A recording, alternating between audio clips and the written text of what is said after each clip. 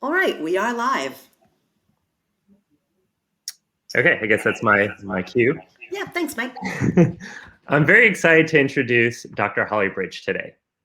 Dr. Bridge's academic history is actually very easy to remember. She did her PhD at Oxford University, followed by a postdoc also at Oxford. She then received the Royal Society Dorothy Hodgkin Fellowship and moved all the way to the Nuffield Department of Clinical Neurology at Oxford University. And that's where she is currently an associate professor. In addition to running a lab and teaching, Dr. Bridge is involved in science communication and outreach to get school-age children interested and involved in science.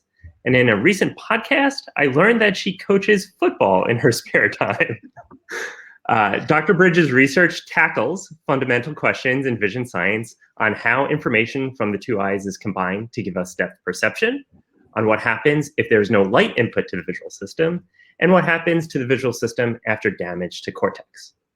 She uses structural and functional neuroimaging, as well as visual psychophysics, to study the human visual system, both in people who can see and in people who have suffered damage or dysfunction to their vision. One of the aspects I admire about Dr. Bridge's research is that it not only informs us about the organization and plasticity of the visual system, but also has the potential for developing rehabilitation programs aimed at treating visual impairments. I think we'll get to hear about some recent developments on this translational work today. So join me in welcoming Dr. Holly Bridge. Great, thanks for that introduction, Michael, and thanks for the invitation to speak. I'm delighted to be here. There are lots of disadvantages of being unable to travel, but one of the advantages is actually being able to give these talks that we wouldn't normally give from afar. So that's been nice to be able to kind of reach audiences that I haven't really done before. So as Michael said, so one of the areas that I'm interested in is hemianopia. So I'm going to talk you through some of the things that we've done to try and investigate the pathways that may well be processing residual vision in hemianopia. Being a vision group, obviously you're very familiar with the human visual system. So this is really just giving an idea about the number. I mean, this underestimates the number of areas, but obviously one of the areas that I'm particularly interested in is this very small one here in red, which is obviously area MT. So my work in this area really sort of exploded when this person here, this is Sarah Gina. So she is a clinician who came to my lab and really wanted to work on hemianopia and hemianopia and Blindside. So when she arrived, we started asking lots of sort of interesting questions about the real basis of residual vision after damage. So, you know, many of you will have seen this diagram before. And the purpose of having it here is really just to emphasize that, you know, the idea of how the visual system is divided up is that this left visual field is going to project to the right hemisphere. So if you have a stroke that's going to affect the right hemisphere, and particularly the primary visual cortex, the result of that is this loss of vision at the left side of space. So I obviously will represent this something like this sort of blacked out area here. But obviously, if you talk to patients, that's not really what it looks like. It's much more like it's just not there, and you no longer really have an appreciation of something appearing there. Now, what Sarah managed to do was essentially recruit an awful lot of patients. And what this allows us to do is have a look at how the presence of damage has differential effects. So one of the things that I've put this up just to give you a few examples of the types of damage that we've looked at. So one of the things that is emphasized here is, so if we take, I want to just compare a couple of patients. So if we take this patient here, patient 4, so you can see patient 4 actually has a lot of visual field loss. So these are sort of schematic this is a schematic representation of the visual field loss. And this is their sort of Humphrey visual field. So the black is areas where they can't detect any light such as shown to them. So you can see here, this person has actually almost a whole hemifield that's lost. But actually, if you look at the size of the lesion, which is this little lesion here, it's actually really small. However, if you look at the person below who's got this very large lesion in the opposite hemisphere, in fact, because of where their lesion is, their actual loss of vision is much less. So you don't have this direct relationship between the size of the lesion and the loss of visual function. And again, I think with P11 here, you can see this lesion is very, very clearly, this would be very clearly in primary visual cortex, but affects a lot less of, very little of the extrastriate cortex. And you can see, again, there's this whole hemifield loss. So actually, we really ramped up work on this when Sarah arrived. But prior to Sarah arriving, I had the opportunity to work with Alan Cowie, who sadly passed away some time ago now. But these two people, so Larry Weiskrantz and Alan Cowie, were major players in the investigation of what Larry termed Blindside. So there were earlier reports, including from Riddoch, from the Riddoch phenomenon, which suggested that patients who've got V1 damage, although they seem to show that sort of blacked out area where they can't see, could still report some information about stimuli that were presented to them. And what happened was that there were sort of at least two subjects who were studied a lot, who showed this ability to sort of distinguish the direction of motion of a stimulus, or to detect that it is there. So this term comes from this idea that the people are blind in that they don't report seeing the stimulus, but they have this sight in that they can correctly guess what's going on. So, and this is an early example from patient GY, I think, who was able to discriminate between two speeds of a stimulus, but only at the fast speed. So this is the performance, so they can do it when the speed is fast. Sorry, this is a performance here. So their percentage correct is over 80% correct, but they only become aware of it at the high speeds. So in this area here, they can discriminate the stimulus correctly, and yet they don't report seeing it. So Blindside is somewhat controversial. So in fact, what we did for Blindside is we did not require people to necessarily be unaware of seeing a stimulus, because for what we were doing, that didn't really make sense. So all that we required is that what we presented was a stimulus within an area that was classified as blind from their behavioral measures of perimetry. So what we did is, so we would present a Gabor stimulus. So this is one of those schematic representations of the visual field. And we put the Gabor stimulus inside the area where they can't detect any stimuli. Then what we do is we have a two alternative force choice paradigm. So the person would look at a fixation point, they would hear one tone, and then we might present a stimulus, a Gabor stimulus here.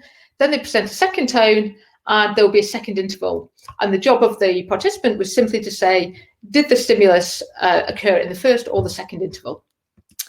If we do this, what you find, so these are real data, and you can see that so what we changed is the contrast of the stimulus. So we kept the spatial frequency and the size remained the same, but we changed the stimulus contrast. So this is their performance. So 50% would be chance, basically, because it could be either interval 1 or interval 2. What you see is, so everyone starts off at chance with a stimulus contrast of 1%. Healthy participants, or if it was presented in the healthy hemisphere of these participants, would be getting close to 100%. You can see that. As you increase the contrast, what you see, though, is that two groups sort of develop. So there is a group that we are terming sort of Blindside positive, this blue group, who actually start to perform, by the time you get to 100% contrast, it's quite it's a very salient stimulus. People are performing sort of 80% and above, but then you have another group who actually never get to that level of performance, no matter how bright the stimulus is. So this is what we've used when we've needed to divide the group into Blindside positive and Blindside negative. So the fact that people can do this suggests that information must be getting to visual cortex, even when the primary visual cortex is damaged. And you see that as well. So other people have shown this as well. This isn't just data from our lab. But if you put someone in an fMRI scanner and you present moving dots, so if you present moving dots to the sighted field, clearly you get an awful lot of activity, and this would be MT, and then you also get it in V1. You also get some ipsilateral activity. So this is the sort of blind hemisphere, but when the stimulus is presented ipsilaterally, you also get some activity. However, if you present in the blind field, so contralateral to this hemisphere, what you see is you still get activity in area MT. The amount of activity is much lower, but you can still see that information getting through. How might that be? Well, so this is another sort of famous diagram from Dankert and Rossetti. And here the suggestions are, so one of the pathways could be, so from the retina by the superior colliculus and the pulvinar and then to MT, or more recent work suggests potentially directly from the retina to the pulvinar to MT, or retina to LGN to area MT. So there's some of the possibilities for the information to get to that blind MT. So what Sora wanted to do is to try and use functional MRI to understand the residual pathways. And one of the reasons for doing this is that if you know which pathways are being used, then this could potentially help guide your rehabilitation programs so that you're using stimuli that will preferentially affect those pathways. And the way she went about this was to choose visual stimuli where you get different response patterns in the primary visual cortex and area MT.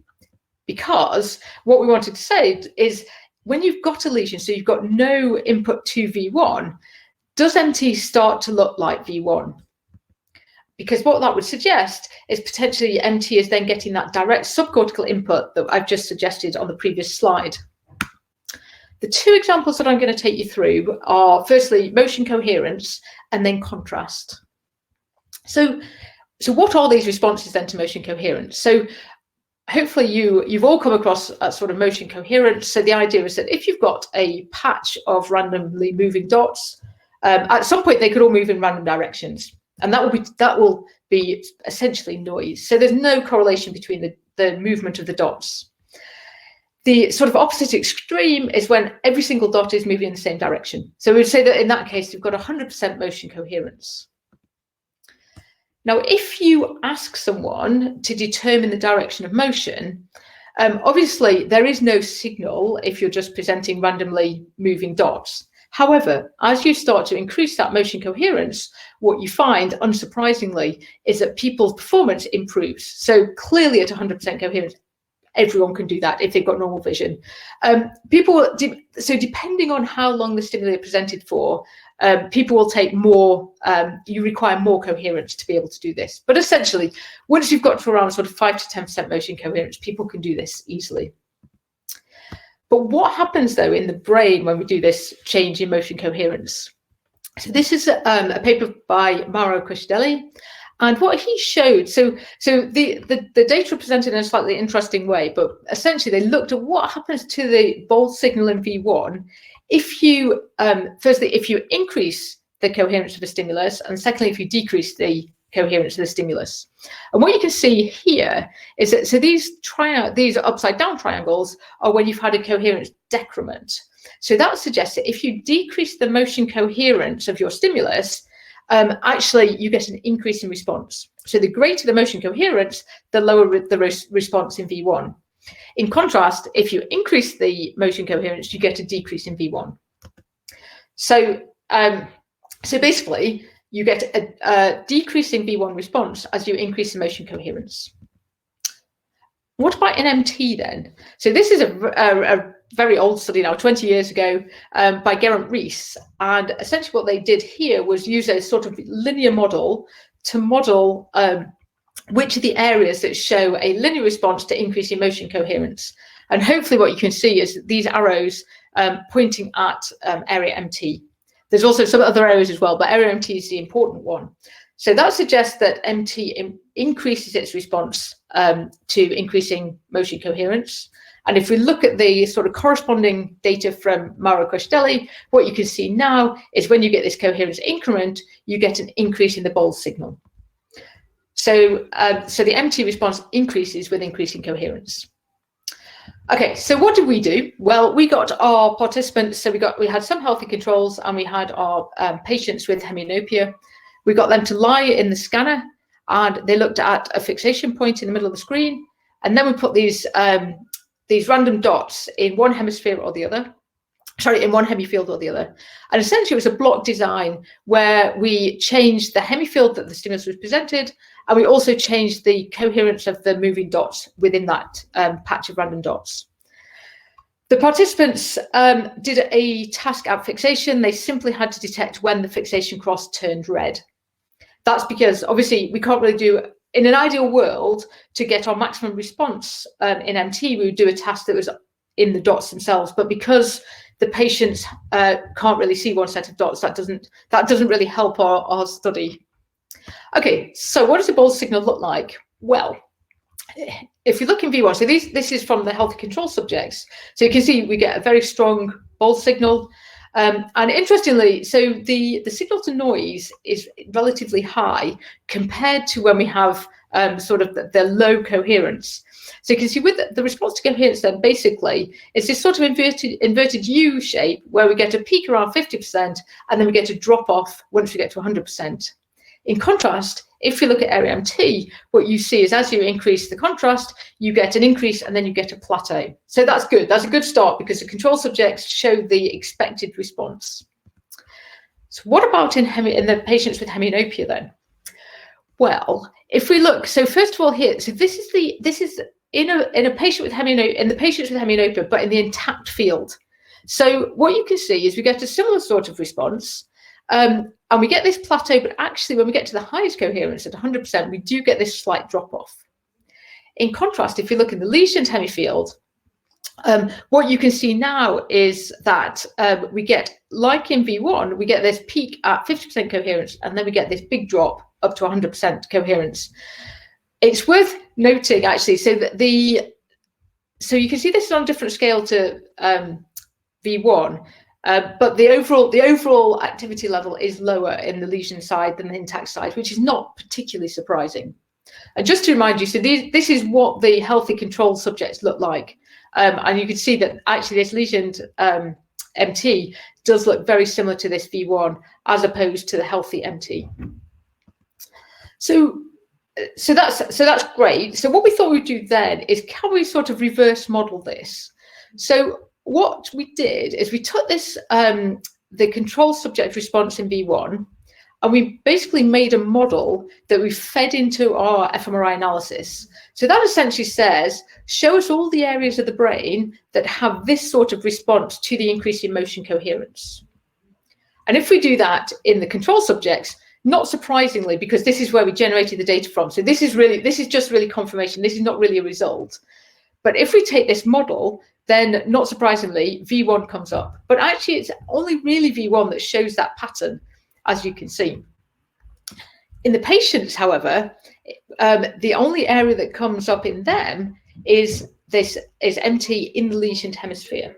So that just provides reassurance that actually what we do see in MT is this pattern of response. So what about in terms of the MT response? So this is, if I just remind you, so this is a pattern that we see in controls. So again, we can generate a model that's based on the control data.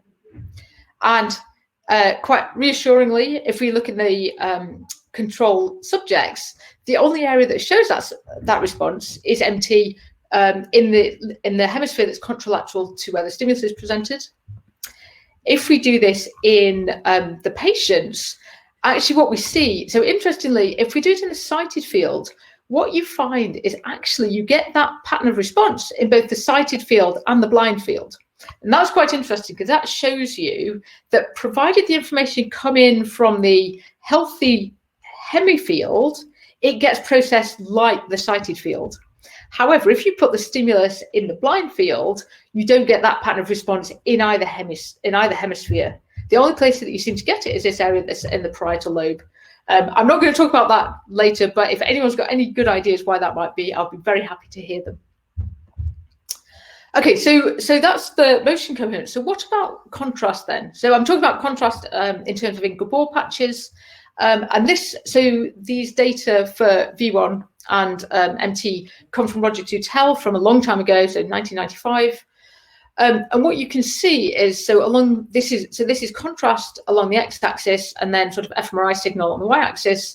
And what you can see, so this is an example data set, but if you look in the group data, what you can see is as you increase contrast, the signal in V1 starts low and essentially increases fairly linearly as you increase motion, as you increase the contrast to the stimulus. If you look at MT, you can actually see that it saturates the response at very low contrasts. So what happens in people with hemianopia? So again, what we did, so most of these patients, we checked whether or not they had Blindside using the same task. This is just a different representation of the same task. And what you find is actually in the subjects that are included in this experiment, actually all of them except one could actually do that detection at the highest contrast. So this is sort of group average. So given that this is their performance, we would potentially expect to see some change with contrast when we present this in the scanner. So again, it's a very similar design to the previous one, where the patients just fixate centrally, and we present Gabors of different contrasts on the two into the two hemifields, and the participants do this vigilant task at fixation. So interestingly, when you do this, so this is actually control data. So this is control data which has been averaged across participants. So it's group data, and you can see it's very, very weak. And we think actually the reason that this result is so weak is because what we do when we position, so we position this stimulus within the blind region of each patient. So depending on where the damage is, that's going to be in different locations around the visual field. And then for the control subjects, we match each of those to the position in a patient. So what actually happens is, because they're in different locations in all the control subjects, and you try and do a group data, sort of group average of the data, you end up with very little activity. Because actually, so because the retinotopic map's so good, you might have one that had activation here, one that had activation here, one that had activation here. So that's why we think it's so weak. However, if you look outside V1, where you've got bigger receptive fields and they're more likely to overlap, what you see is actually you do get a strong signal. So the Gabor patches are moving. So we get this strong signal in MT in both hemispheres. If we then look in the patients with hemianopia, you can hopefully see that we get this sort of bilateral activity when it's presented in the sighted field. If it's presented in the blind field, we get this sort of very small, I don't know if you can see this very small region across the group. The critical question is, so how does the response vary? So this is average across all contrasts. How does the response vary as we change the contrast? So again, the control data fortunately show a very similar pattern to the published data, which is good, because if they didn't, the experiment probably wouldn't have worked. So in MT, you can see that essentially the response saturates as soon as you add in any contrast.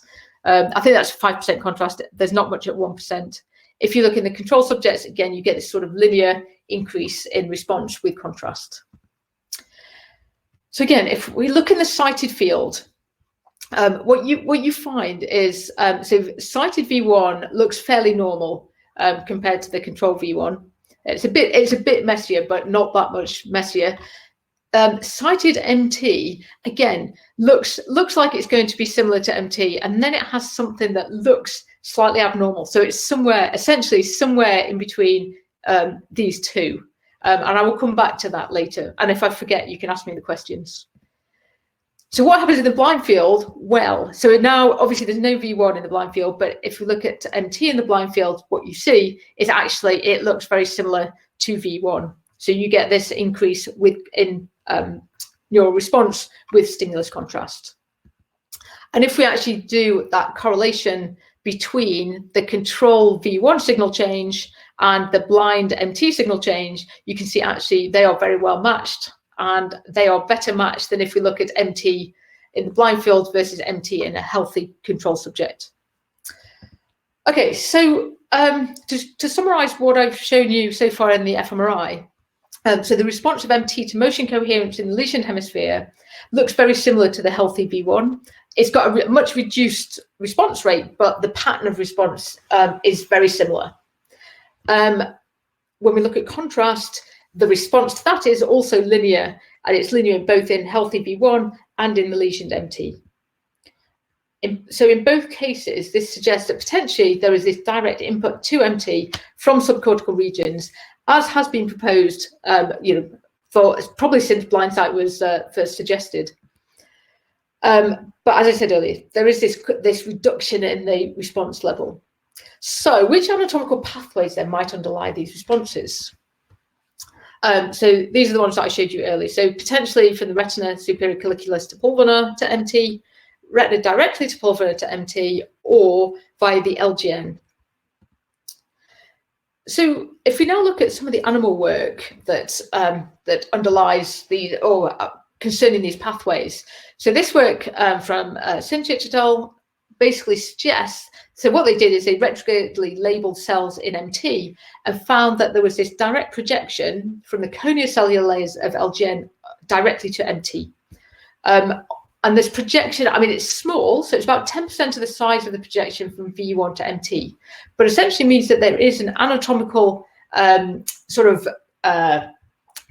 an anatomical reason to think that there may be this connection that remains functional in Blindside. Even more convincing is this work from David Leopold's lab, so Michael Schmidt from about 10 years ago. So what you can see, so the top and the bottom row, so these two different macaque monkeys, and so in the first column, this shows, so if you present Gabor patches to these animals, what sort of activity do you get? So you can see you get lots of activity across V1 and extrastriate areas in both of these animals. What they then did was lesion V1 and look at what happened to the response level. And what you can see is that sort of V2, V3, in both the animals, the response is reduced. It's maintained a bit more here than in this animal.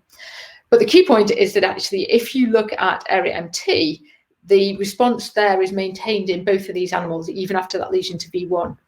And importantly, if you look at the behavior of the animals, so this is their sort of control, the control field. So you present the stimulus again. That what they're doing is they're doing essentially the same task as our human participants, although I think they've got 5 different locations. So 20% is about chance. What they're doing, they're increasing the contrast of the stimulus, and the animal has to detect which quadrant it's in. And what you can see is that when the stimulus is presented in the scotoma, so in this region, actually at low contrast, the animals perform at the chance. As you increase the contrast, they get better, and they get better they essentially double their performance. So they look very similar to our Blindside patients, but what you can do then, obviously, if you're using animals, is that you can then inactivate the LGN. So you've got rid of V1. So now the question is my residual function and activity coming via the LGN? And if you inactivate the LGN, what you can see, hopefully, in these two activation maps is that activity is pretty much abolished. Not only that, if you look at the behavior of the animals, these two red lines, the animals can no longer perform this task. So that suggests that there is a critical role for LGN in these residual pathways. Okay, so what we then went to look at was what do these pathways look like? So we used diffusion imaging the nice thing about this is we had 17 patients with hemianopia and 9 age-matched controls. What that means is that because we've got 17 patients, we can actually then divide them up into those who have Blindside and those that don't have Blindside, and we can look at how those tracks differ. So it was done a while ago now, but the data reasonable quality. So 60 directions of diffusion weighting and 2 millimeter isotropic voxels. Now it was actually analysed at Stanford University in Brian Wandell's lab when Franco Pistilli was there. And Ariel Rockham. And the reason for doing that is because one of the things that I like to do, which obviously is a bit curtailed at the moment, is to send each of my PhD students abroad so that they can learn from different people and learn different techniques, and also just experience something different, get to travel and have a bit of fun and a bit of time away from Oxford. Okay, so what we did is we looked at, so using this MRtrix and an early version of the BrainLife software, we mapped out the connection between LGN and MT. So what you can see, so the first column is Blindside positive patients, and you can see, so the light green is healthy tracts, and the dark green is tracts that are in the hemisphere that has a lesion. So you can see in these structural images where the lesion is in each case. So these are Blindside positive, these are Blindside negative. So again, you can see that the tracts, these dark green tracts that where there's a big lesion, tend to be smaller, as opposed to the control subjects, which show sort of nice healthy tracts. However, we could actually map out these tracts even in the patients that've got big lesions. So we did manage to map out the tracts in every patient as well as all the controls. Where the BrainLife software was really useful was in allowing us to actually look at what happens to the white matter microstructure as you move along the tract. So this is, and it will become important. It will become obvious why this is important. So we use fractional isotropy, which is essentially a measure of sort of how directional the tracts are. So if we look along the tract, so this is for control subjects. So we've got fractional isotropy is here, and this would be the LGN, and this would be MT. And essentially what we're doing is saying, okay, what happens to the fractional isotropy as we move along that tract? And what you'd expect is when you're within a sort of big white matter bundle, you would expect your fractional isotropy to be high, because even though you've got quite a big voxel, so 2 by 2 by 2 millimeter voxel, it's all going to fall within the white matter. So you should get strong values for FA. As you move towards the grey matter, however, that's going to drop off, because you're going to start going into, you're going to start having sort of partial voluming where you've got grey matter and white matter in the same voxel. Anyway, if you look across all the controls, not surprisingly, two hemispheres have similar sorts of values and are overlapping. If we look at the Blindside negative patients, so you can see that the healthy hemisphere, the healthy tract, is in blue here, and it shows a very similar pattern to the controls. However, if you look in the lesion side, what you can see is we get this big drop in FA, and that drop is along the whole length of the entire length of the tract. If we look at the Blindside positive patients, what you can see now is, as before, the healthy side is like the controls. The damaged side, what you can see is at the beginning, you have this slight drop in FA, but as we move along the tract, as we get closer to MT, you don't get that deficit anymore. The two values become very similar. So why might that be the case? Well, it's likely that it's actually simply a sort of artifact of the technique. Because what I've shown you here is, so this is a tract that we're really interested in. So this is between LGN and MT, shown in purple. LGN to V1 in the damaged hemisphere, we would expect that to be damaged, not to be intact. And that's shown in blue. And the problem is, because essentially these tracts are coming out of the, I mean, they're both coming out of the LGN, so they're going to come out very close to each other. And what that means is, if we've got this 8 cubic millimeter voxel, actually they're going to be overlapping at the beginning of that tract. And it's not until we get out here, when the LGN-MT tract starts to branch off laterally, that we get them to separate. So what we did was we actually just looked at this, this lateral region. And if you look at the tract in the lateral region, what you find now is, or I called it the distal region here, is that in the Blindside positive patients, there's an overlap between the intact and the lesioned FA, whereas in the Blindside negative, you get this big drop in FA in the lesion side compared to the intact side. I've also mentioned a couple of other tracts. So we did try and look at these. So I pointed out to you, didn't I, in the fMRI, that in both cases, when we looked at the contrast and when we looked at the motion coherence, what you see is that the intact hemisphere is not quite normal. It seems to have some sort of, it's almost like the signal's kind of contaminated by the lesioned hemisphere. So one thing that we looked at was whether there was actually a connection between MT, or whether the connection between MT and the two hemispheres was affected. So here I've got examples of simply mapping the connection between MT and the two hemispheres. And then we also looked at what happens if you try and get from the superior colliculus to MT. And again, we've got examples of these pathways in Blindside positive, negative, and controls. However, the problem was that with these tracts, it was actually very difficult to get consistent results. Consistent results across both controls and patients. And that's what we show here. So in terms of the MT, so the sort of summed tracks only contain, in this case, I think this might be just one patient, and they've got sort of 5 or 6 in these two groups.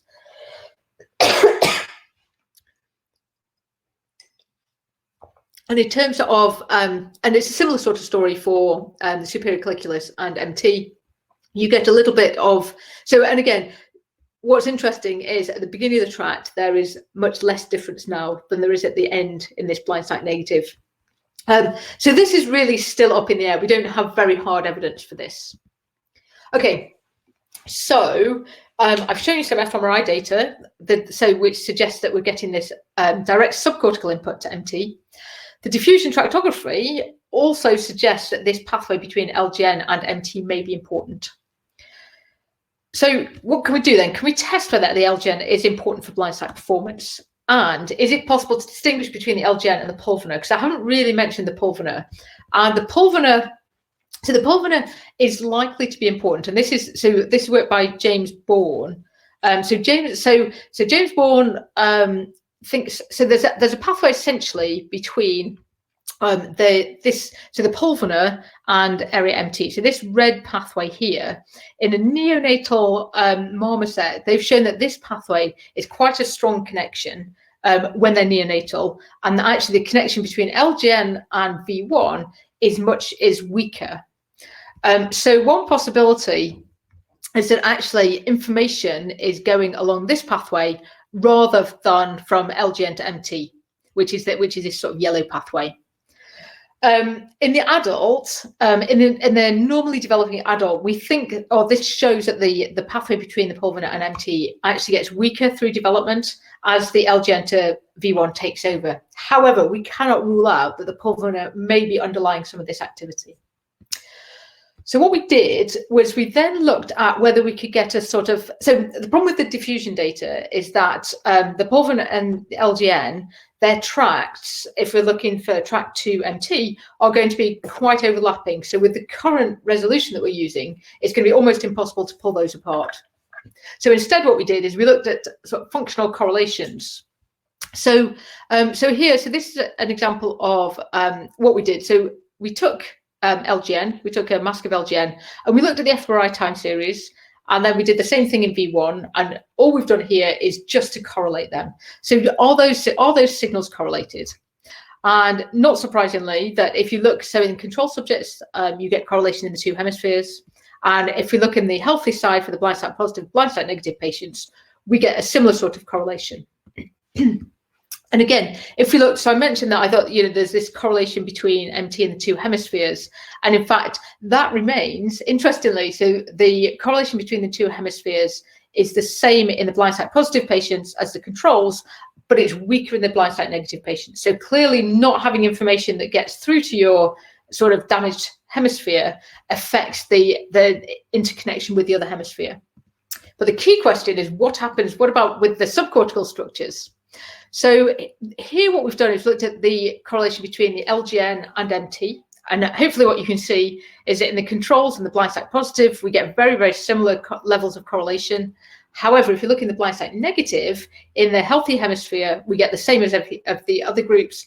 But if we look in the blind hemisphere, we lose any correlation between LGN and MT.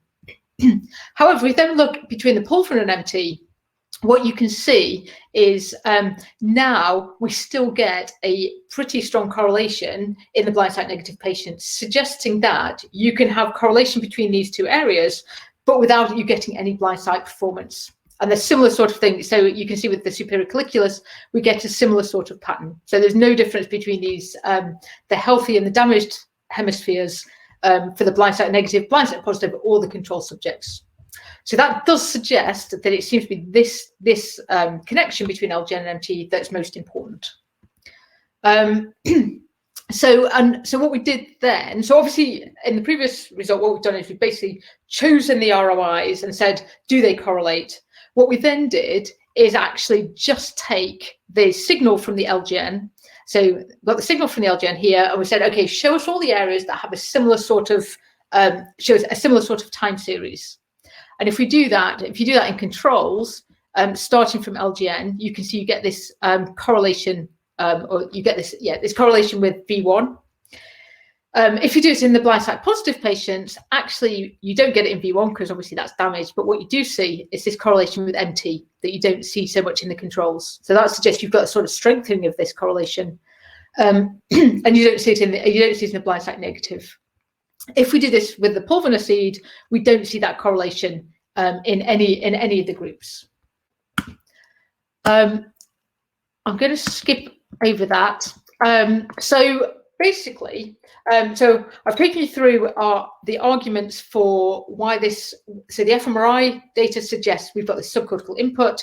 the diffusion tractography suggests that there's this difference between the Blindside positive and Blindside negative patients if you've got a functioning LGN to MT, or so if you've got an intact LGN to MT tract.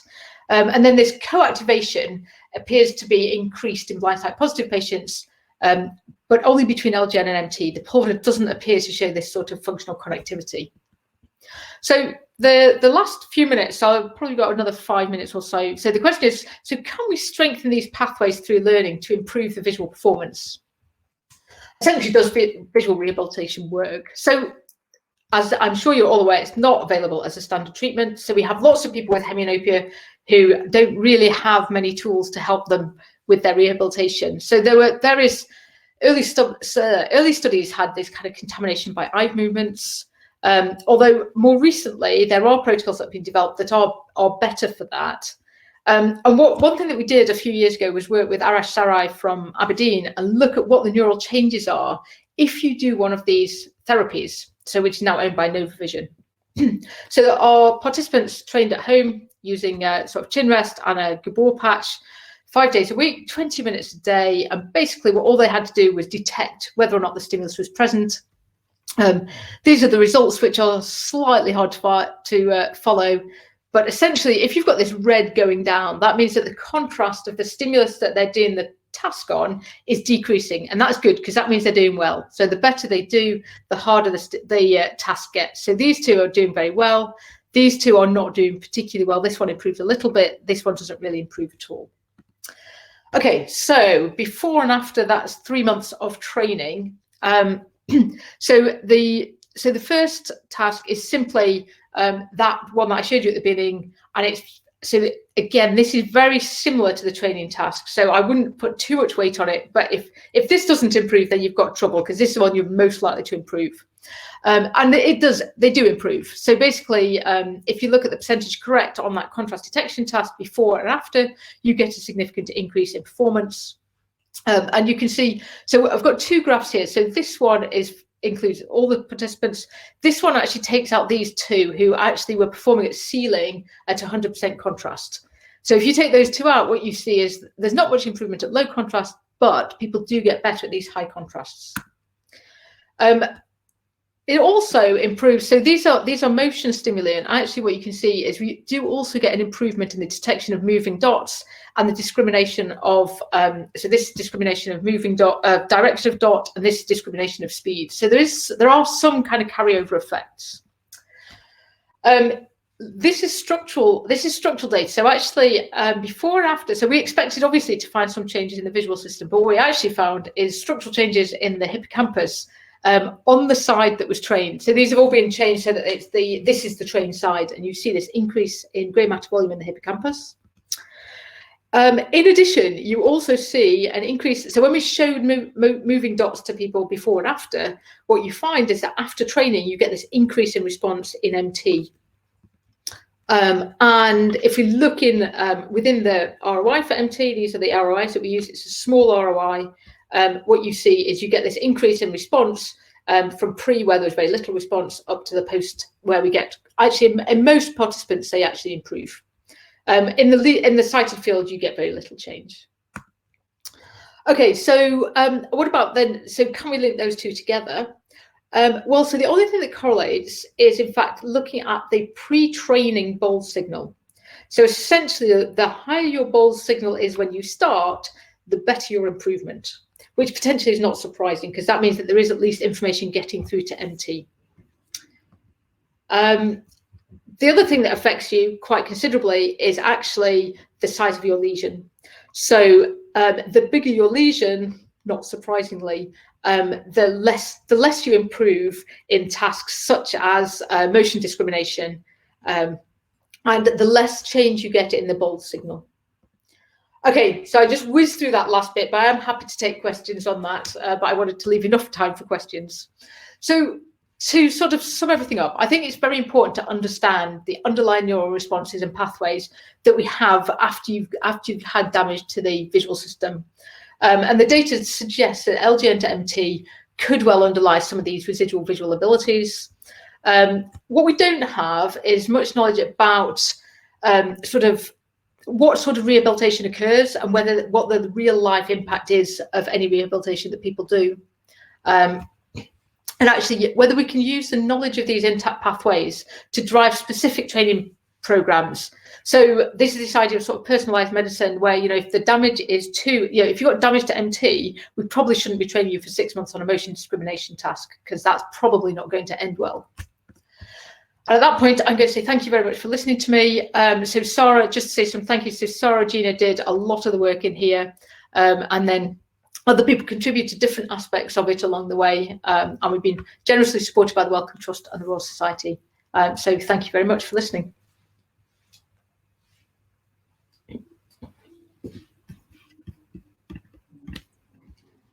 Great. Thanks so much, Holly. That was a wonderful talk. Let's see, we're starting to get some questions. Let's see. Lim Shi is asking, how important are these subcortical pathways for the visual function in healthy subjects? And do they act as compensation mechanisms after the damage occurs? Yeah, that's a very good question. So what we think is that so one of the things that Sarah did was actually to look at whether she could sort of model the additional input to MT in the healthy visual system, in addition to the V1 to MT pathway. And so she actually thinks that there is a minor contribution, but it's essentially covered up by the very strong V1 processed information that gets to MT. But you're right. So what we actually think is that it's essentially being unmasked by the damage. So if you damage MT and take away that massive input that's going into MT, you take away the massive input from V1 to MT, what you're left with is just that small pathway, which is otherwise hidden. So yeah, I think Sarah's about to start a new line of research, which will hopefully look at how those pathways can be used, if we can work out what their function is in the healthy visual system.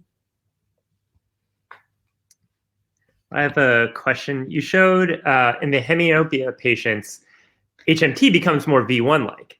I'm wondering what's going on downstream. Have you looked at functional and structural? I know you mentioned, there's this little parietal area, but I'm curious, like V6 or V6A or within IPS, have you looked at, do the functions or connections change there? So actually, we've done very little in sort of higher areas, which is probably something that we really should do. We're currently, so we've just started a new rehabilitation study, which is using Christelle Huxlin's rehabilitation software. So she's been sort of leading this field in terms of motion training. So we've just started that. So we will actually have a whole bunch of new data, and we will hopefully start to look at that. We've also got some new data, which is population receptive field mapping, which we should be able to do across lots of areas, because there's lots and lots of data. So I'm hoping that we'll be able to start to see those sorts of levels of activity. The problem that we have is that we've, because Sarah wanted to do lots and lots of different experiments, as you can see, because these are all from the same patients. So the patients were already in the scanner for a long time, that each study is actually quite small. So, you know, we get 10 minutes of data for one thing, 10 minutes of data for another. So actually the power to detect activity, particularly when it's reduced by the lack of V1, is weakened. But we're hopefully starting to overcome that. So we may well have information on that soon. Cool. Yeah, I'd love to hear the size of the PRFs change in MT as a function of damage. Yes, well, yeah, hold it. Yeah, wait. Well, I'm hoping that David Leopold is also working on this in macaque. So I'm hoping that we can kind of put together data from macaque, where they can get lots and lots of data from a few animals, can put that together with, 12 people who we've got, 40 minutes of data from, and sort of take it from there. Cool. All right. Next question from Johannes. Do the Blindside patients continue to insist they have no conscious awareness of the stimulus after extensive training? Oh, good question. And then a follow-up, kind of a lengthy one. Farther afield, are you familiar with recent arguments from Ian Phillips that Blindside patients aren't consciously blind, that the evidence is more consistent with degraded conscious vision paired with a high criterion for reporting awareness, rather than vision without conscious awareness? What's your take? So interestingly, I would Happily. So I refer to Blindside. I'm a bit more conservative than that. So I would generally suggest that this is some sort of residual vision, and I would not like to insist on anyone being not conscious of it. And in fact, so the patients that we've got training at the moment, we haven't got them to come back and report, but we're getting them to draw their fields as well as sort of question them. But I have in the last experiment I did I ended up collecting some of the data myself, and what I saw is people, as they were doing this for the very first time, so people coming in naively to do experiments, suddenly started getting it right. And I said, you seem to be getting it right. Why are you now getting it right and you didn't before? And he actually said that he now realizes what he was looking for. So I guess I do agree with Ian Phillips that actually, so when we're looking at we use the perimetry to define whether people are blind or not, and obviously those faint dots are much less salient than what we're presenting. So yes, I would not be surprised if it's degraded vision. And for me, that's probably a good thing, because if we're going to do rehabilitation, what I want to do is basically boost those pathways as much as possible. And if there's some way for it to get there through this degraded vision, and we can make that stronger, that would be, in a sense, the ideal outcome. I think there's another question in the window asking if this process also occurs in patients with retinal damage and intact V1. So I guess, yeah, what happens in the case of retinal damage or people born without eyes? Hi, Mansour. It's been a long time. It's been a long time since you came to visit me in Oxford, but it was very nice. So I think in terms of retinal damage, I guess it's difficult to see. So, I mean, are you thinking in terms of visual restitution, as in, and sort of gene therapy and trying to sort of replace retinal restoration? In which case, if that's the case, yeah, I thought so. So yes. So my feeling on that is that actually, what you really want to do is, once you've got that, you've done that restoration, what you then need to do is train it up again. That for patients who've had some sort of loss of vision, things will never look the same again. But can you train them up so that they can recognize what it is that they need to use in order to sort of get the best possible vision that they can? So yeah, absolutely. I think that you would pair your retinal changes with training that can essentially retrain the visual cortex. Okay. Yeah. So vision. So MT starts first. So you see activity in MT soon after you do the retinal surgery. No. It's a good job I can read that, isn't it? Yeah. Oh well, yeah. Let's see. All right, I have another question. So I'm curious what you think is going on with you provide compelling evidence for a geniculate to MT, the importance of that pathway. What do you think is going on with the pulvinar pathway, given James Bourne's work? And sort of attacking on to that, to what extent do you think maybe the weighting of these pathways has changed across primate species? Do you think there's something that's human specific that we are sort of limited in the extent to which we can extrapolate from animal models? A very good question. So, I mean, I think some of you will be aware that if you lesion V1 bilaterally in a macaque, eventually they can essentially navigate. So if you take a bilateral lesion, if you've got bilateral lesions in V1 in a human, and you look at people moving around, they look blind. They look severely visually impaired. They need all the same sort of aids as someone would who was retinally blind. However, if you look at a macaque who's got bilateral damage to V1, they are much better at navigating around. And I would imagine that marmosets are even better. So absolutely, the reliance on V1, I am pretty certain that increases as you move through the primate species. So completely agree with that. I mean, as you probably know, James's work suggests that you start with this strong pulvinar MT connection, which weakens as V1 LGM V1 takes over. Now we've tried to look in the past at, is there a difference between people who are congenitally hemianopic and acquired? As far as I can tell, we can't see any major differences, and we tried to do that with James, and we didn't find anything major.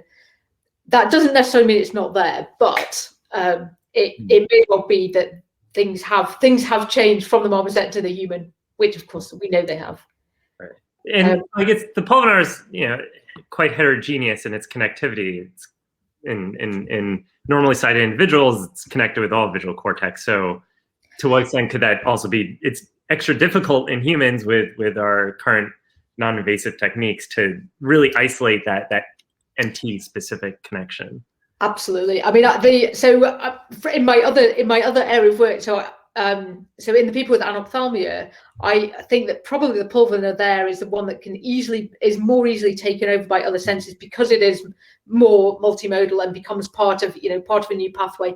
I do wonder. I mean, you know much more about the pulvinar than I do, but I wonder whether, in terms of the hemianopia, what's happening is that the reason we get that connectivity with the pulvinar is because of those loops. If you've got those thalamocortical loops, potentially that can drive the pulvinar even without any visual input. So we get that correlation. So in a sense, I might not be showing you the entire truth, because the correlation might not be anything to do with that visual driving. Whereas I think for the LGN, you probably need that visual drive to make the correlation. So we're not ruling it out at this point, but I'll keep you updated if we've got more data, because it's clearly not a closed case. Right. Cool. Awesome. So I think we've kept you quite a bit after the talk. I guess, do we have any other questions? Let's see. All right. One maybe very nebulous question is, what do you, and you sort of, I think, got this at the end of your talk. What do you think the hard limits are potentially on rehabilitation? And yeah. So I mean, this is a really difficult one, and it's a really difficult one to sort of discuss with patients who come in. I mean, I think it's going to be quite a high threshold. The amount that people can actually get back is not going to be great. I guess our aim would be to look this idea that kind of personalized medicine. Can you find the pathways that potentially could carry information, and can you maximize them? So in terms of what I've discussed with some people is that, in terms of the dorsal system, that's sort of detecting change. In terms of the ventral system, obviously we see much less about blind sight and sort of residual vision in the ventral system, but my sort of feeling for that is because that's to do with recognition. One of the ways that it may well be possible to improve that is to essentially teach people what their new vision means. So what you're doing is, you show them an image, a face in the sighted field, you show them a face in the blind field, and you're basically then relearning, a sort of associative learning. Okay, that's what a face would look like with my new level of vision. So I think that's really what we're aiming for, because I don't think anyone thinks you're ever going to get anything like sort of normal vision back. So yeah, I mean, I think that there are quite a lot of barriers, but we're really going to make the most out of what we think we can sort of rescue. All right. Well, I think maybe we'll end on that note. If there are no other questions. Okay. Well, let's thank Holly. Virtual claps all around. Thank you so much for the fantastic talk, and everything's been difficult this past year with COVID, but I think one of the silver linings is this ability to get people from afar relative to Penn to come and give talks. And It's been a real treat to have you. So thank you. Great. Well, thank you for the opportunity. It's been very nice, and hopefully I'll get to see some of you in person in the next year or so. Who knows? Yep. All right. Thanks a lot. All right. Terrific. All right. Take care, Holly. Bye.